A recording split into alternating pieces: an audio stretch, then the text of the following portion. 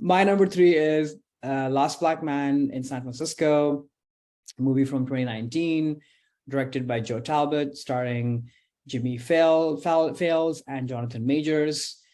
Quick log line: a young man searches for home in the changing city that seems to have left him behind.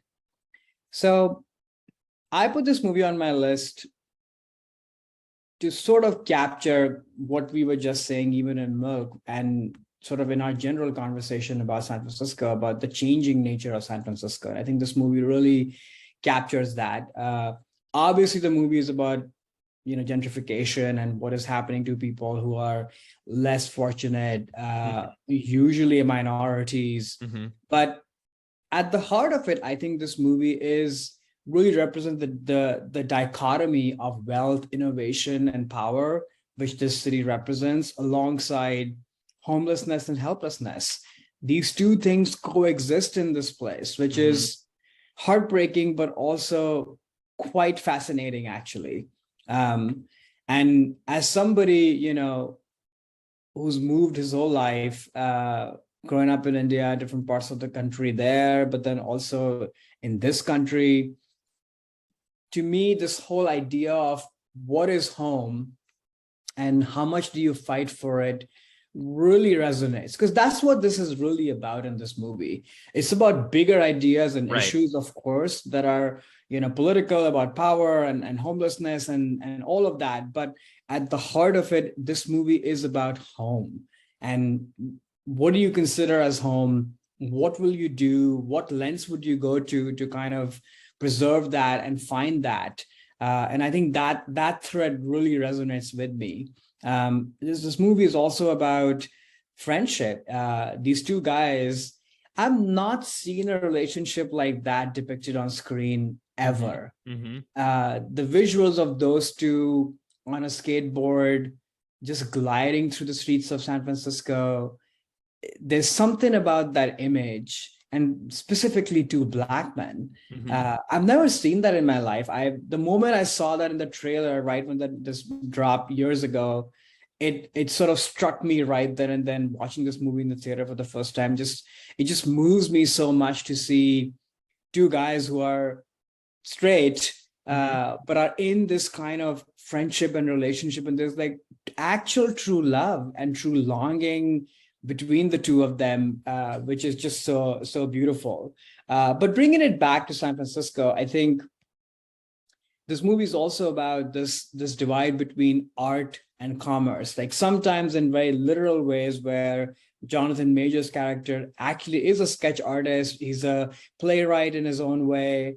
And that is sort of butting against this house that they think is theirs, and they're squatting in there while they are dealing with the Richie Rich, they're dealing with the realtors and all of these people. So the whole idea of art versus commerce, DIY versus big money, power, it's sort of butting heads against each other at all levels in this movie. It's gorgeously shot.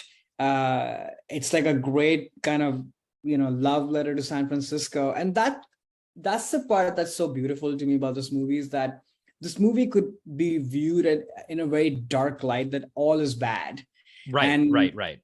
But I think there's something about the way the movie is shot and in the sweetness of their relationship that you get like a pretty strong light of hope throughout this movie, even when dark things are happening, just because the way it's shot. And that really mirrors my own experience with San Francisco. Like, I've often gotten to a place in my head where I get so, I don't know, caught up with the changes that are happening that may not be for the good. And this feeling so helpless about homelessness, and sometimes even feeling disgusted about how much money there is all around us, while no one seems to know what to do with this problem. And I've left the city when I've come to a point where I just can't really deal with that feeling.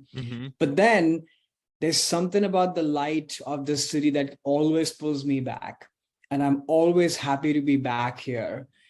Maybe a little bit more evolved, hopefully, at least in my perspective of how I view this, because ultimately this is just a changing ball of yarn that is going to be messy in terms of how it unfolds. Sometimes it feels like, the yarn is kind of coming together, but sometimes it feels like it's all over the place. And that's just how the city is. But hopefully through these changes, we are moving towards a place that feels like it is in the right direction. There are days when I don't feel that, but most days I do feel that, having lived in the city. I don't think this movie is a perfect movie. It's very much a first feature effort. And you see that a movie that's beautifully shot, beautifully acted, but has like a million ideas. Not all of them are fully seen through. Sometimes sort of drags, and sometimes feels a little bit pretentious as well. But having said all that, I think this movie is still very powerful, and I'm very excited to see what this director does next, if he hasn't already. And then Jonathan Majors is sort of the breakout from this movie, who has done many great things since, who's just so tender and brilliant in this movie. Again, a character that I've not seen portrayed like this before. So yeah, that's my number 3, Last Black Man in San Francisco. Yeah, this is a great pick. I'd never seen this film before. I heard of it. I think it actually premiered at Seattle Film Festival when we lived there. I remember taking the bus down to work and seeing the marquee for this movie at a theater. But I had never seen it, and I really I thought it was very powerful, and one of those films where you watch it, it touches on so many different things, and it doesn't really provide answers. It's just sort of asking questions and interesting questions, where I was thinking about this movie for days after I saw it. And just about all the different things that it raises. But like for me, there's 2 things that it really is. The main themes that I kind of got from it are really about like, what is home, like you said. And I think what this movie sort of portrays is the main character is thinking the home is something physical. It's an actual house. It's a physical place. But really, I think the movie, towards the end, you get the sense of a home is a community. And the community is the people in that place is what defines it. Those people can go other places, and that can still be the home. You don't have to hold on to a physical house and like obsess over, oh no, this is my home. Well, if the community changes around you and you still live in that house, weird analogy, but like the guy from Up, the old man who the entire neighborhood's now these giant skyscrapers, he's stuck in this little house. He's not part of a community. That's not really a home for him. He's just living in a place. There's even a confrontation that the 2 friends get into at the end. He's like, stop obsessing over this house. This is not a home. This is not yours, but that doesn't mean anything, a physical thing. I think, and I agree with that. Like a place is a community. And yes, communities can build cities, and communities can be major forces in some period of time and then kind of fade away as other communities come in. That's just naturally the part of an evolving city that San Francisco surely is. Different immigrant communities come and go, different major, forces in the population kind of come and go. But that's every city is like that. And trying to hold on to, oh, well, back in the day, these people were here, but the people are gone, but we're still, these last remaining folks are still trying to hold on to that. It's like, that's, what is that costing you? And is it even worth at that point trying to push back against that change? The community is still there, just might not be physically located in the same place. Totally. Which, is definitely something I think, we mentioned, or at least in the Milk review, I was talking about San Francisco being like a forerunner and at the edge of a lot of like positive things.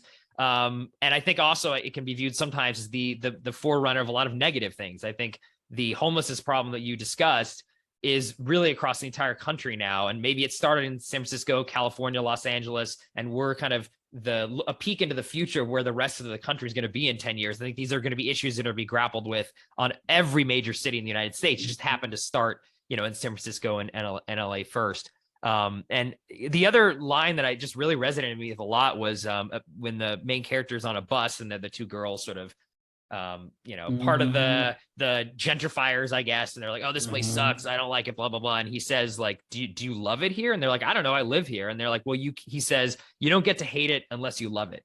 And I think that is definitely true. And a lot of like, if you don't love a place, then you're not really a part of that community. And then at that point, like, what are you really hating on? Something that you don't love is not, you don't get that right. And I definitely believe in that. I think that statement was really powerful that he made. And that's his journey in this entire film. Like, he does hate the city in a lot of ways, but he loves it too. And I think he loves it. And I think that is where you can hate something that you love a lot. And I think that was really powerful. Also with all the way that the movie kind of portrays the main character as someone who's not at home in his own city. There's constantly like a tour bus is going by and the new San Francisco population viewing them as like some sort of museum piece or not part of the city anymore. Oh, you guys were, just this old, like the previous community, but we're now the people that own the place. And just the way the film was able to capture that feeling of like, you're in a fishbowl as the former, you're a current resident, but you sort of feel like a former resident. I thought that was really interesting. But yeah, I mean, I agree with you. It does feel like it's not perfect. Definitely feels like a first-time director's outing. I didn't think the acting was super great across the board, but yeah, there's some people who are just like, I don't know. The lead character, I think, is a little bit of a hit. Jonathan Majors is the only one. He's great, who's great, but a lot of other folks sort of feel like non-actors. Yeah, I get that exactly. But again, I think the movie, like I said, very powerful, and I thought about it for days, which definitely says something. I think it really, I mean, if I had seen this movie before this podcast, I for sure would have put it in a list on my side if you had it. I think this is a very San Francisco film, top to bottom. I'm so glad you liked it. And yeah, even that last image, right? That Jonathan Majors and Donald Glover, they are in their home. Yeah. And that home may not be a beautiful, ornate home with a witch hat and all of that, but it's still a home. Versus when Jonathan Majors goes to the city to look at the coveted home, and it's all dressed up now and people are viewing it. It's beautiful, but it looks totally soulless. Exactly. It looks like a house from the pages of a magazine. It doesn't look like a home at all. Meanwhile, you have Jimmy Fails, he's not literally, in the bay in the boat, but here's somebody who couldn't really come to terms with that central idea that home is where your people are. And he's now in choppy waters, and he'll have to go through that journey to figure out what does home actually mean. Exactly. Hopefully he comes back.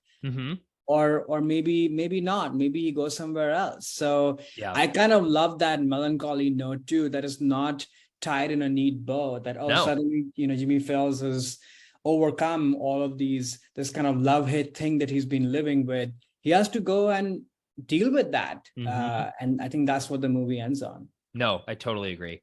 It's a great film. I recommend people definitely check it out. Hey there, it's Alex. If you like the review and discussion Karan and I just had, make sure you subscribe to our channel, Movies That Shaped Us, to get full episodes. Every other Wednesday, Karan and I cover a topic around important people, places, events, and moments in our lives, and then explore it through 3 of our favorite movies. Subscribe right now, or follow our podcast on Spotify or Apple Podcasts via the link in the description below. Hope you join us for the journey.